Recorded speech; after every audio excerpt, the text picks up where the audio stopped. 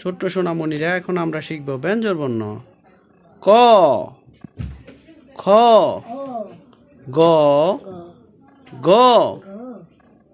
ঙ, স, ছ, বর্গীয় জ, জ, ঞ, ট,